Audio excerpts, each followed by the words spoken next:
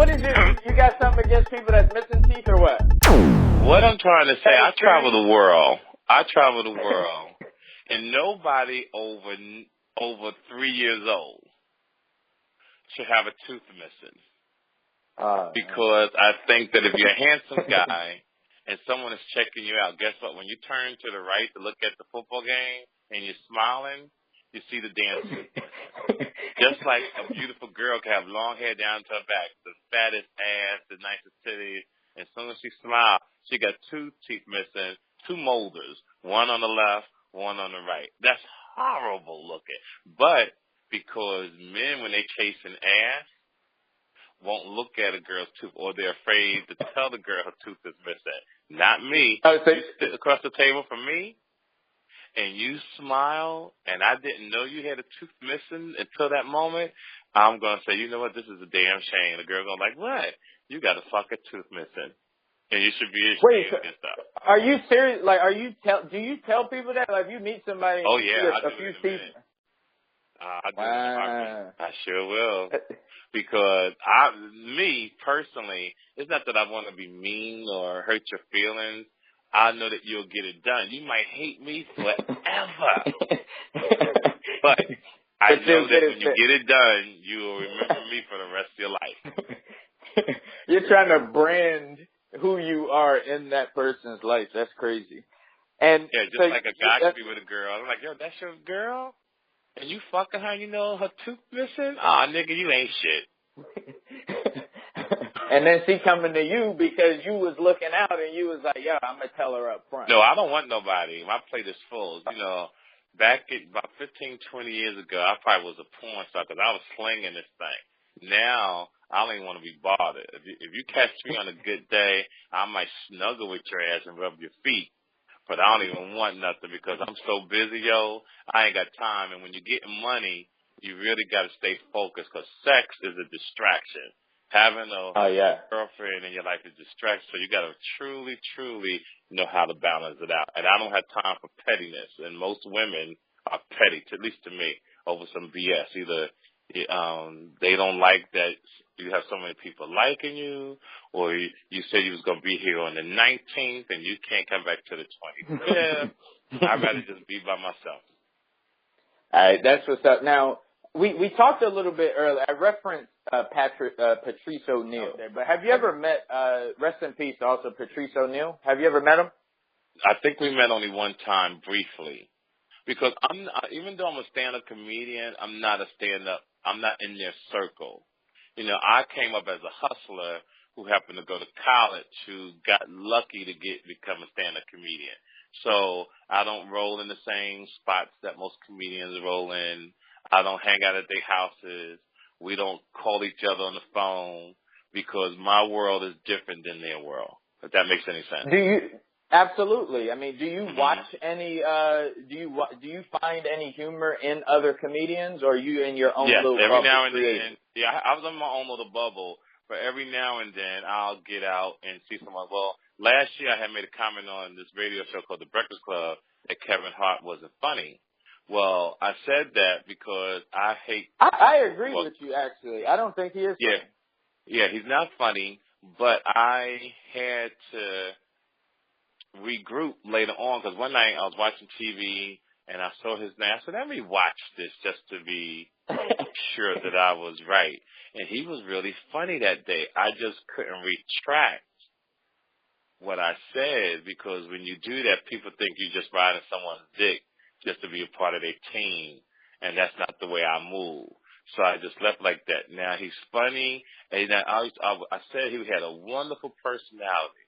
Love him to death as a person, but as a stand-up, I didn't really too care for him. But in his generation, like Eddie Murphy was in our generation, in his generation, he's the man, and you have to take your hat off to that. He's doing what he needs to do in his generation. So that's between them. Why do you always make it a point to say demonstration beats conversation? What could you learn us something? Well, demonstration is better than conversation. Believe it or not, I got that from the great Dr. Dre from NWA. And we was in the studio and he was doing a track on a song, I think it was Snoop. and we was all talking, and he said demonstration is better than conversation, meaning he wanted them to go in the studio and finish the song. I picked it up and applied it, and basically it just means action speaks louder than words. Okay, I got you. And the reason why I'm asking that is because I hear we're big fans of you, and we also hear you talking a lot about you're a hustler. Sometimes you reference yourself not even as a comedian, right? Right. How would you define a hustler? Well, I always say a hustler, all money is good money to a hustler.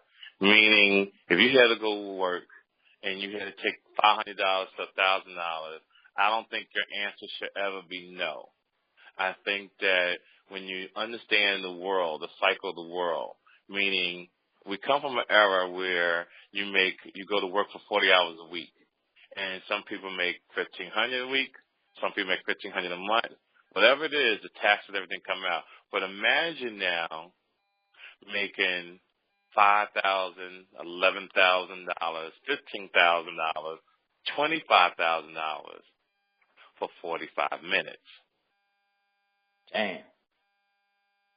It changes the whole game. So when people are negotiating a deal with me, and they say, well, Mr. Kirkland, we'll pay you $10,000. And I say, well, how big is the venue? If there's more people, well, guess what? I want more money. So if it's $25,000 and it's 40 minutes, I'm going to take the deal. Plus, I got to take care of air and hotel because I pretty much don't turn deals down. That's why I work so much. But the number has to be the right number. But because I am good, people pay me what I want. TK Kirkland, what's your take on real butts and fake butts? Which ones do you prefer, or does it not matter? Well, I come from an era where real butts are important to me because one time I met a girl who laid in bed with me, didn't have sex or anything, and my hand accidentally touched the side of her ass. And it felt like I was in bed with a dead person. And so to me, it's something that I would not deal with, unfortunately, because, see, I like to have sex from the back as well. And when you have sex from the back, it ain't nothing like that ass jiggling, right? It's nothing like the ass jiggling. You see the wave motion like in the ocean. Well, you have sex with a girl that got a fake booty. It's like going up against a brick wall. And I'm quite sure when you're done, you're going to have hip injuries at the same time.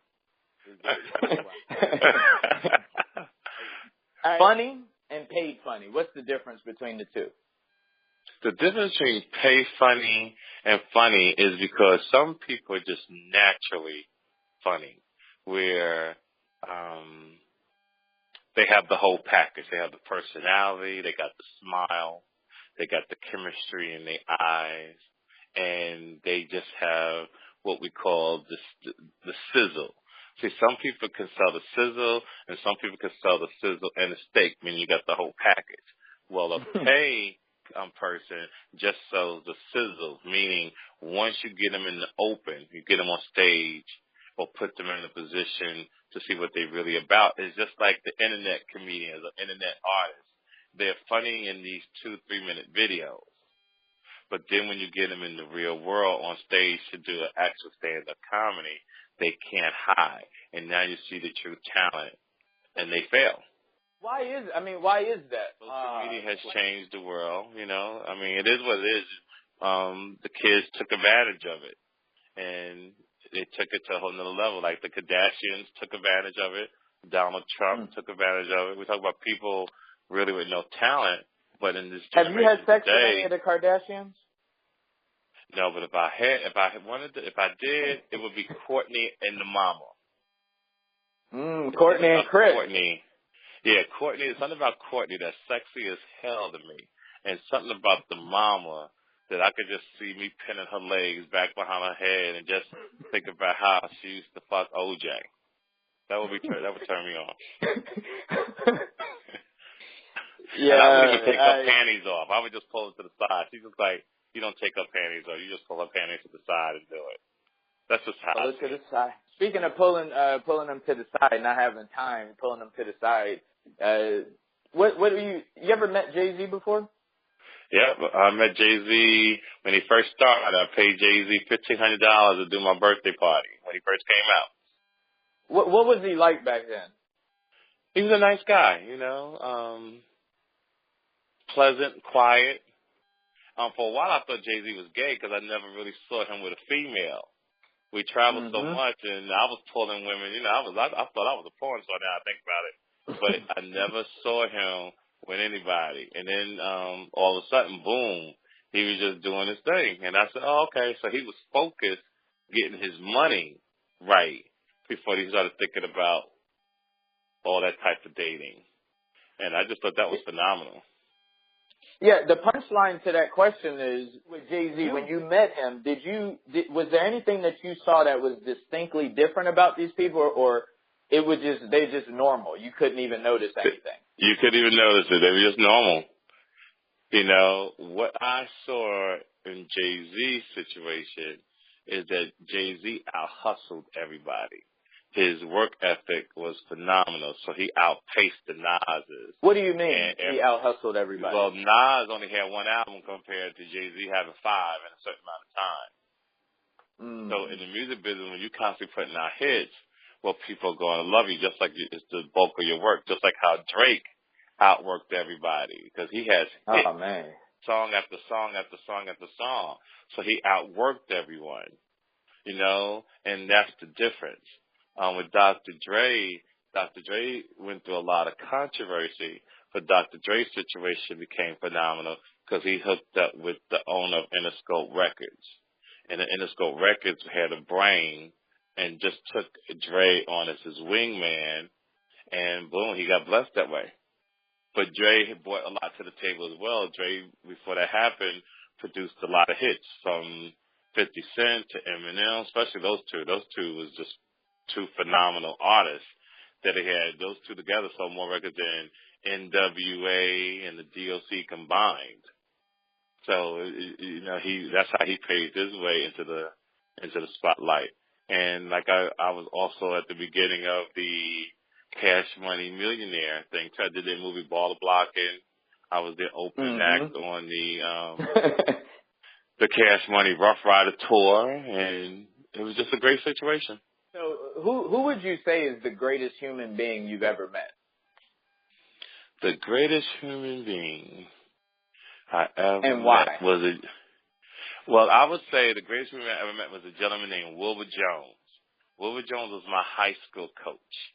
And Mr. Wilbur Jones taught me. Matter of fact, I'm going to say two people, and I'll tell you why. Mr. Wilbur Jones and another man named David Kleeman. Wilbur Jones was my high school coach, and he taught you how not to give up, to keep trying. One of his favorite lines used to be, anybody can run when they're not tired. Can you run when you're tired? I took that same philosophy, applied it to my life, and I always said, anybody can tell jokes when they're not tired. It's can you tell a joke when you're tired? And because I'm in a different city almost every other day, no comic, I think works more than me. I'm like somewhere every other day selling out. And my drive, I don't know what my drive is. I don't know what my goal is. My goal is just play the hand that I'm dealt. And what that means is with success is, yes, I'm recognized. Yes, I'm funny.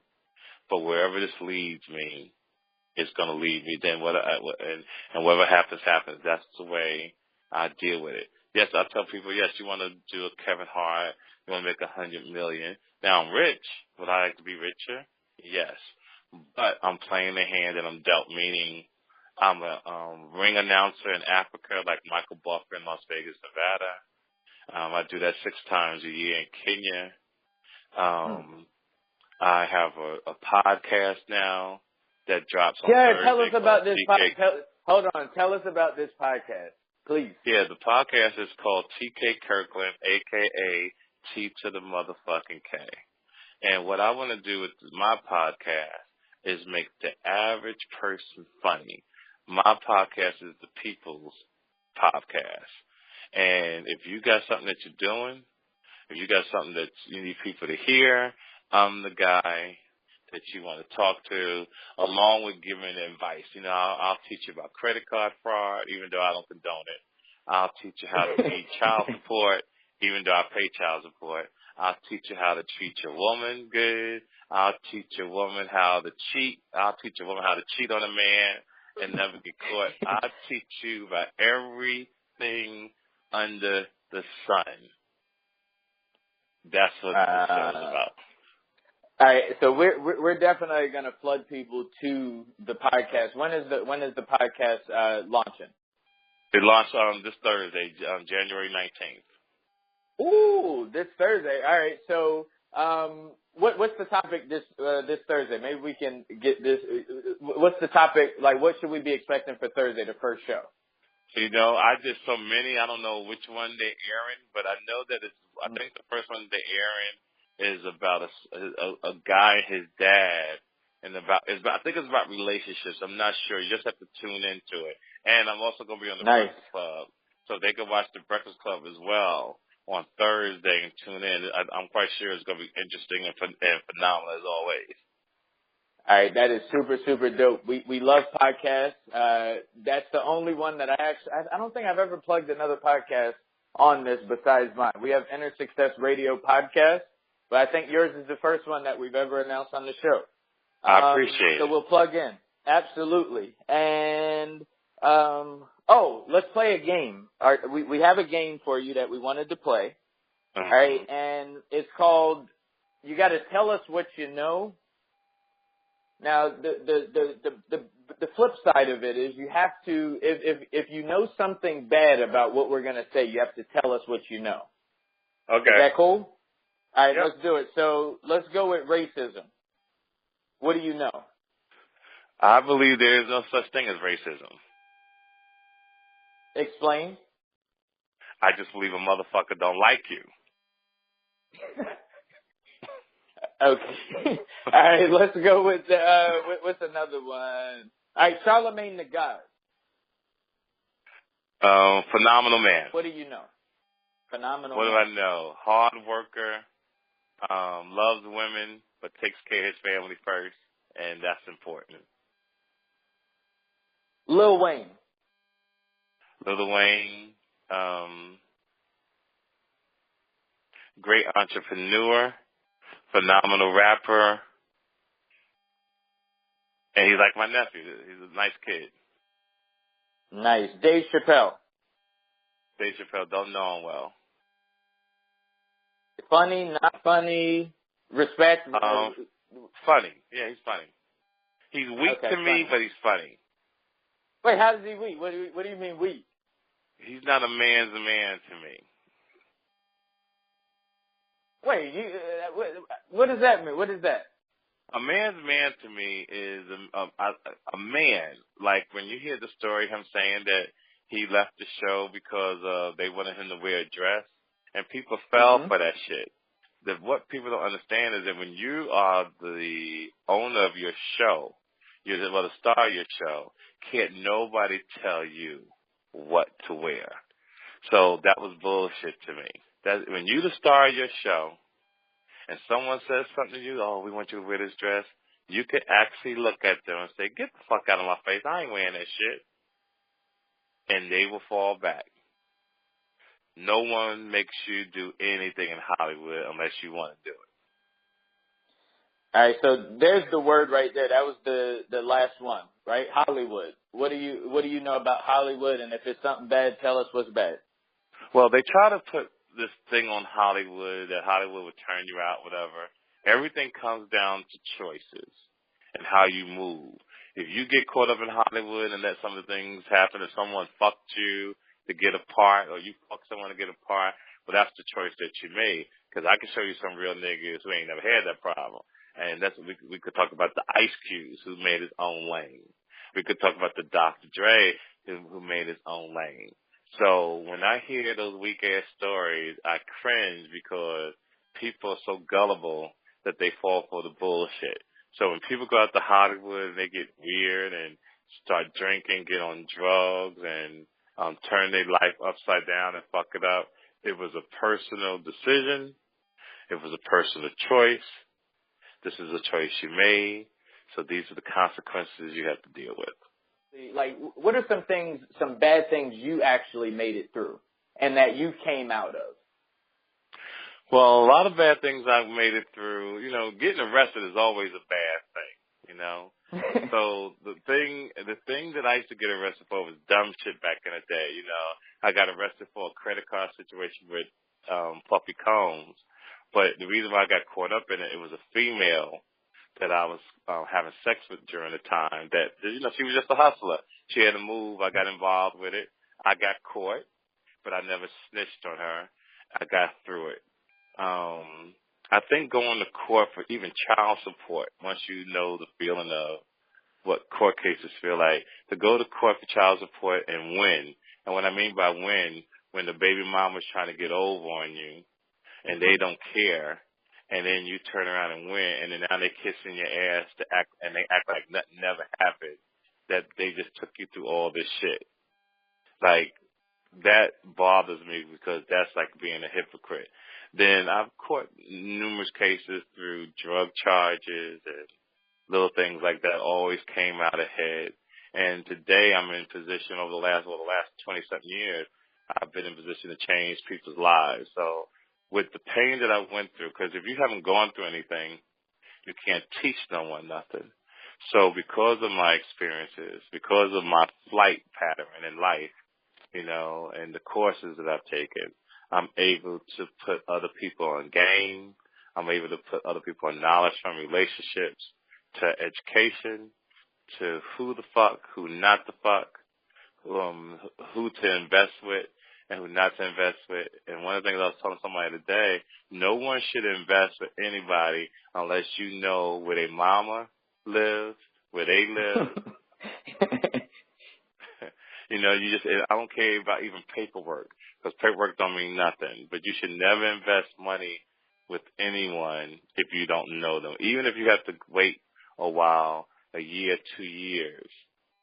It doesn't guarantee anything, but it makes you feel better before you invest. Because sometimes people are so gullible to do business with other people, you don't take the time to do your due diligence. And if you take your time to do your due diligence, I think you can come out a winner. Just like if you meet a woman and you're excited about her, I tell guys all the time, you can wait 30 days before you have sex with her. I guarantee you your ass will feel different about her, because most men go off impulse.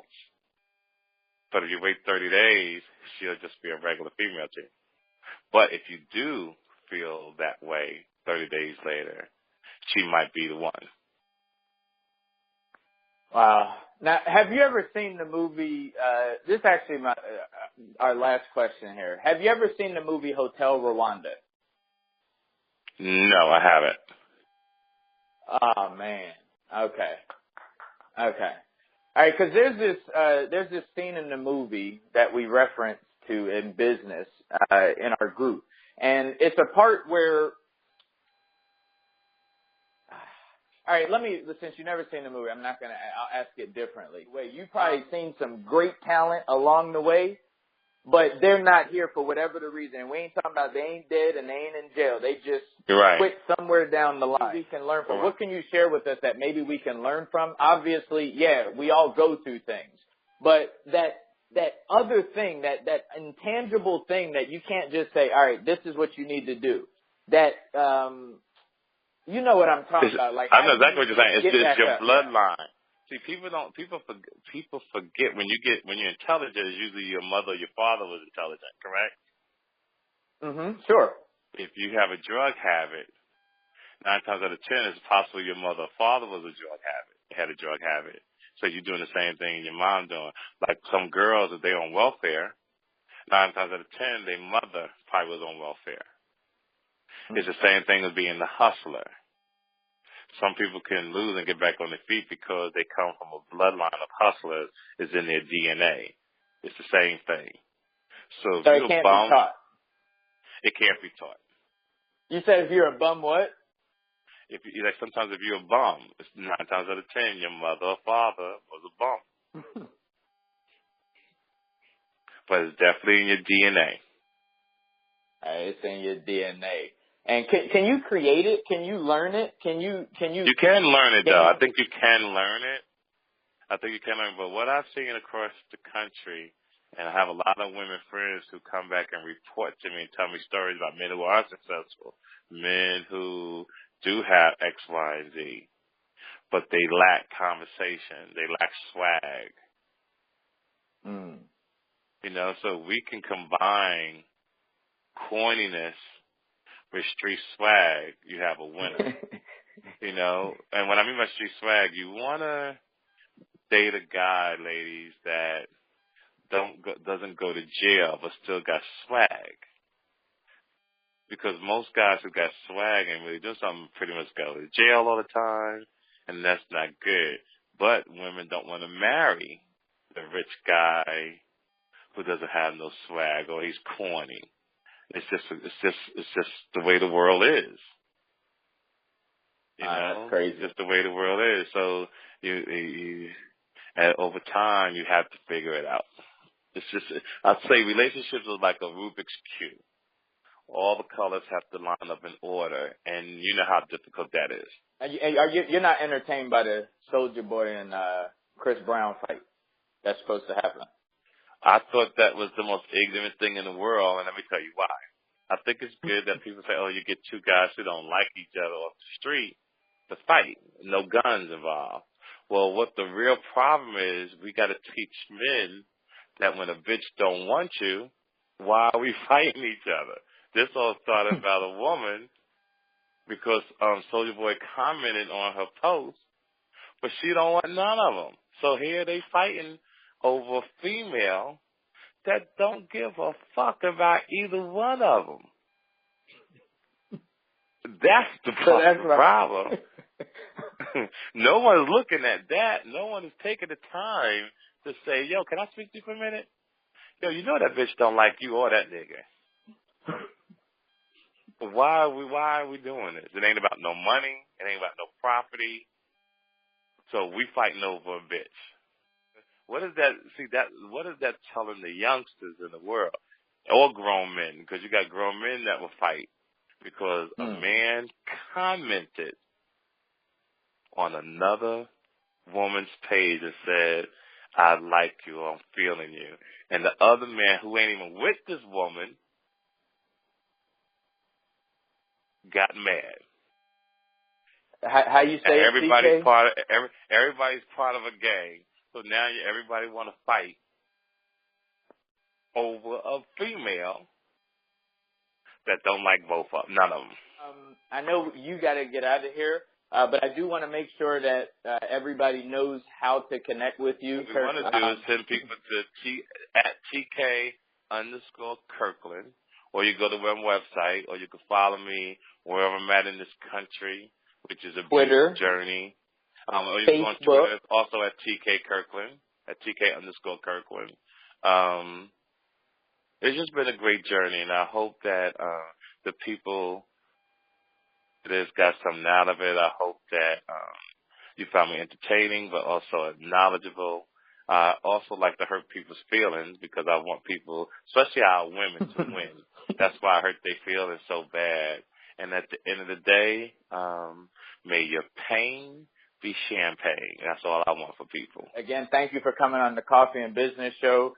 Yo, what's up, everybody? It's comedian TK Kirkland, a.k.a. T to the motherfucking K. And when I'm in town, I listen to the show Coffee and Business with the incredible host, Mr. Billionaire Brown. But I always said to myself, is he really a billionaire? God bless. TK Kirkland in the building. Gone.